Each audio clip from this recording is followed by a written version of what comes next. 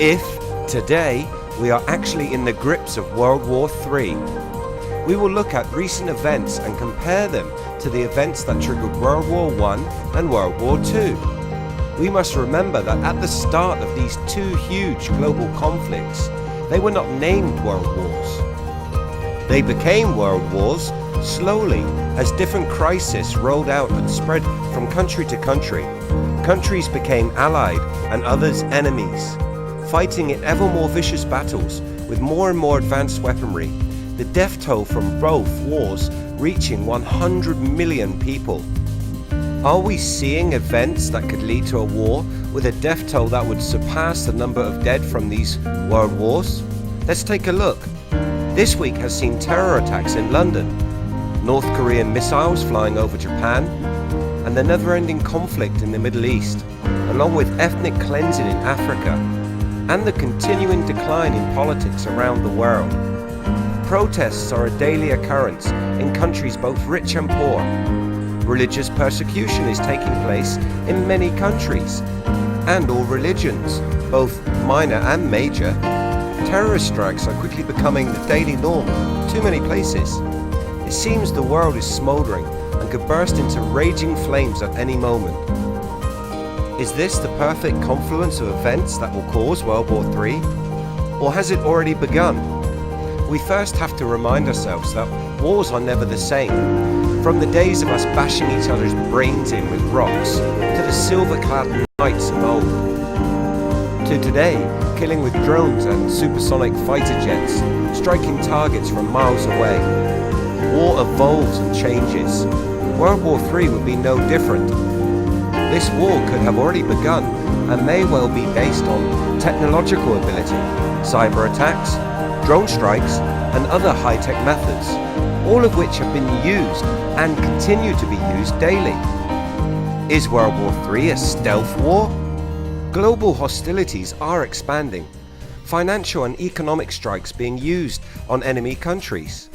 We see sanctions and embargoes against many of the biggest global players. This economic warfare leading militaries across the planet to prepare for actual war. War games in many regions have increased, with Russia and Belarus beginning major war games just this Thursday. This operation involving thousands of troops, tanks and aircraft right on NATO's eastern edge, practicing how to hunt and destroy armed spies, among other maneuvers.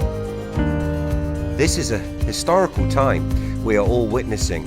There is a clear danger that due to repetitive, extremely poor decisions, we could be at a point when war is unavoidable. Or as the title of this video says, we are in fact in the opening acts of World War III. World War I was said to have begun with the assassination of Franz Ferdinand, the Archduke of Austria-Hungary. His death at the hands of Gavrilo Princip, a Serbian nationalist with ties to a secretive military group known as the Black Hand, propelled the European military powers towards war. But that is a very simplified version of the truth, written into history books by the victors. The gradual emergence of a group of alliances between major powers was partly to blame for the descent into war. By 1914, these alliances resulted in 6 major powers of Europe merging into 2 large groups. Britain, France and Russia formed the Triple Entente, while Germany, Austria-Hungary and Italy comprised the Triple Alliance. The assassination of Franz Ferdinand forced these countries to come to one another's aid, this leading to declarations of war and produced a domino effect through Europe. As the war progressed, acts of aggression forced other countries to choose an ally and join the fight. Others, such as Australia, India, and most African colonies, fought at the behest of their imperial rulers.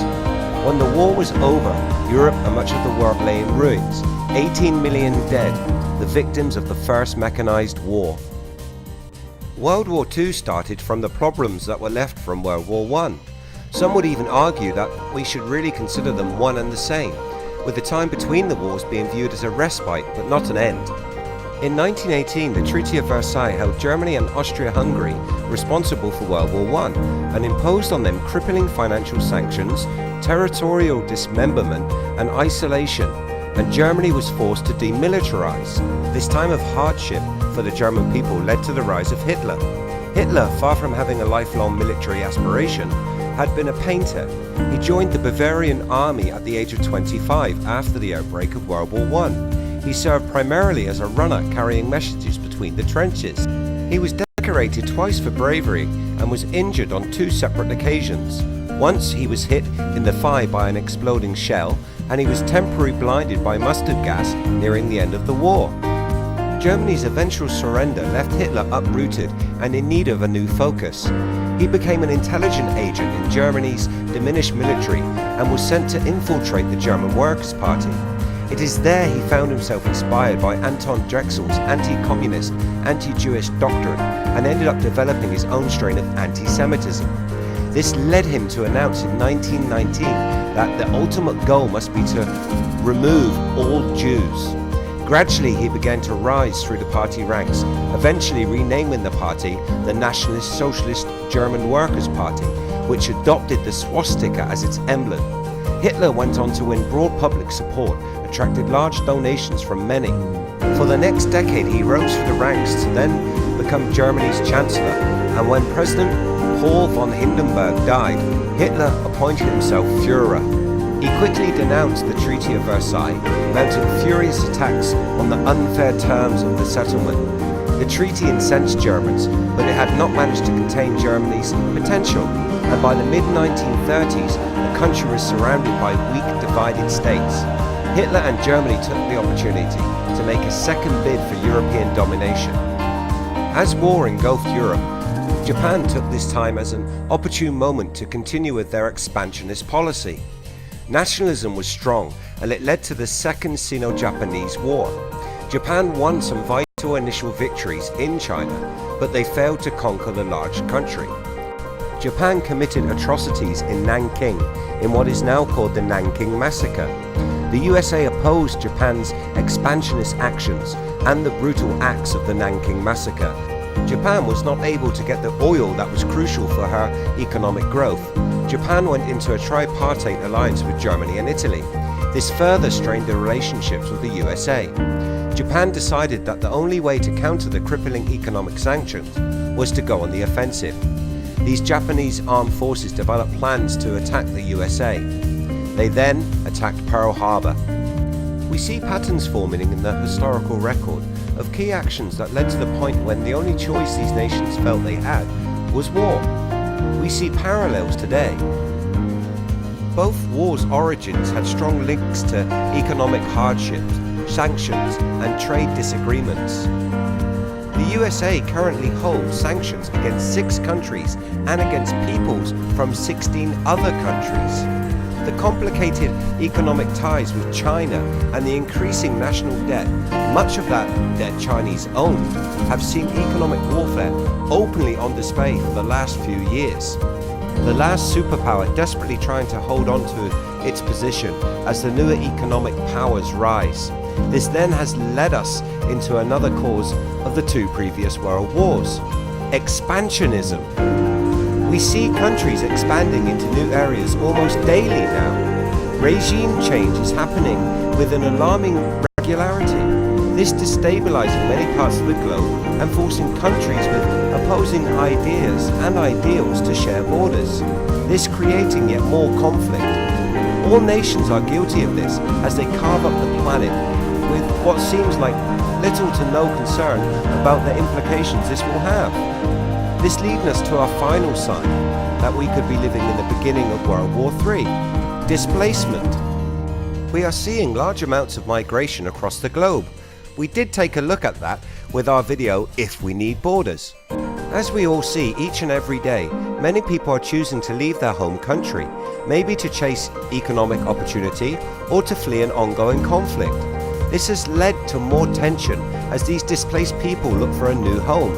These migrants bring with them their customs and beliefs, and these often clash with the societies they are moving to. This then forms into conflict, which then causes the formation of groups that wish to fight for or against those beliefs and values.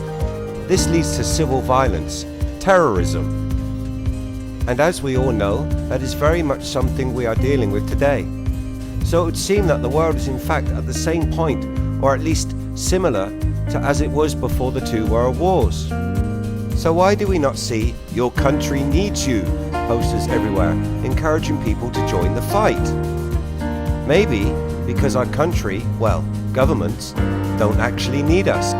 Much of warfare is now computerized, and as we mentioned at the start of the video, drones and cyber attacks are how countries attack one another today. The days of massive deployments of troops are gone. It's just not cost effective. The use of high precision missiles, and maybe eventually nukes, we're looking at you, North Korea, are the most effective way to destroy a country. Then send in an occupying force to colonize that area once the majority of the enemy has been wiped out. This sounds like the world we live in today. Afghanistan, Iraq, and others are all falling to this military tactic.